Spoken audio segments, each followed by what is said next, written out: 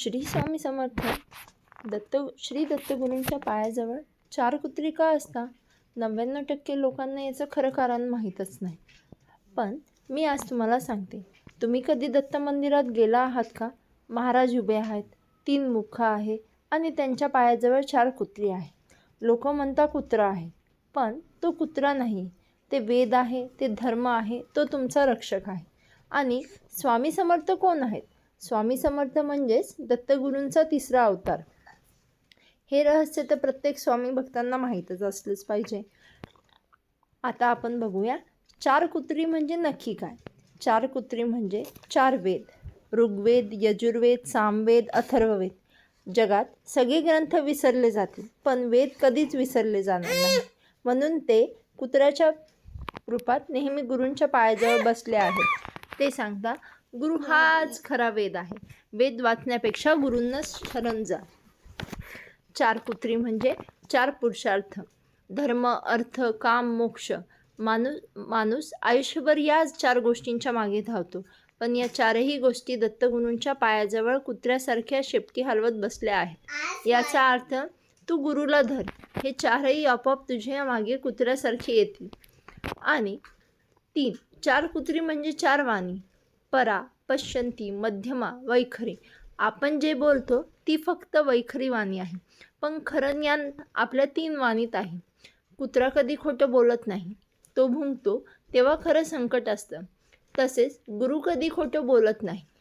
4 सगळ्यात मोठा अर्थ म्हणजे कुत्रा म्हणजे निष्ठा.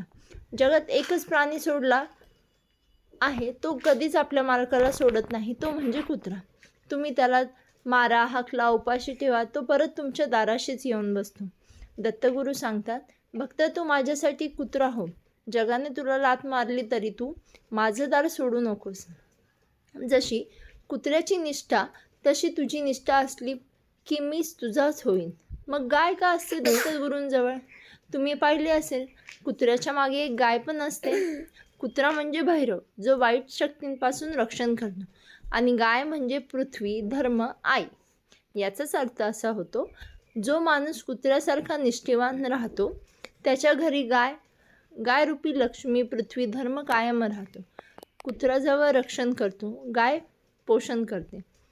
दोन्ही दत्तगुरूंजवळच आहे. यातला सर्वात मोठा स्वामी बोध भक्तांसाठी. स्वामींनी कुत्र्याला जवळ का ठेवलं, माणसाला का नाही?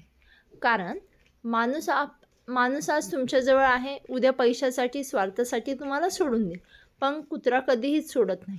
स्वामींना निष्ठावान माणसं आवडतात, मतलबी नाही.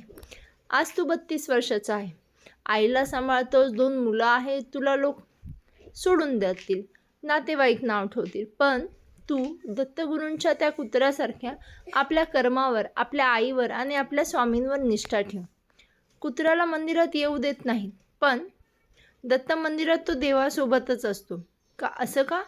स्वामी सांगतात, ज्याला समाजाने हिणवलं त्याला मी जवळ घेतलं. समाज गरिबाला, खालच्या जातीला, मुक्या प्राण्याला लांब ठेवतो, पण दत्तगुरू म्हणता, माझ्यासाठी सगळे समान आहे. मुका प्राणीसुद्धा माझा भक्त आहे. कुत्रा नेहमी सावध असतो, तो झोपेतही एक डोळा उघडा ठेवतो. तसंच भक्ताने पण सावध राहावं. मोह, माया, वाईट संगत यापासून सावध. एक छोटी आणि कथा आणि एक त्याचा शेवट.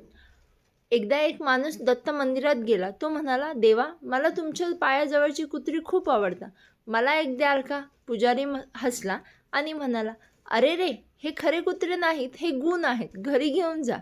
तो माणूस घरी गेला. त्याने ठरवलं, आजपासून मी कुत्र्यासारखा निष्ठेवान राहील, स्वामींना कधीच सोडणार नाही. काही वर्षांनी तो माणूस खूप मोठा झाला. लोक त्याला विचारायचे, तुझं रहस्य काय? तो म्हणायचा, मी दत्तगुरूंच्या पायाच्या जवळच्या कुत्र्याकडून शिकलो, निष्ठा कधीच सोडायची नाही. म्हणूनच माझ्या भावांनो, दत्त मंदिरात पुढच्या वेळी जाशील तेव्हा मूर्तीकडे नाही तर त्या 4 कुत्र्यांकडे बघा आणि म्हणा, हे दत्तगुरू, मला माणूस म्हणून नका, तर तुमच्या पायाजवळच्या कुत्र्याप्रमाणे निष्ठावान भक्त म्हणून जगू द्या. जोपर्यंत श्वास आहे तोपर्यंत तुमचं दार सोडणार नाही. ज्याची निष्ठा कुत्र्यासारखी, त्याच्या पाठीशी दत्तगुरू आणि स्वामी समर्थ नेहमी उभे असतात. जय श्री दत्तगुरू, जय जय परब्रह्म स्वामी समर्थ. अवधूत चिंतन श्री गुरुदेव दत्त. श्री स्वामी समर्थ महाराज की जय.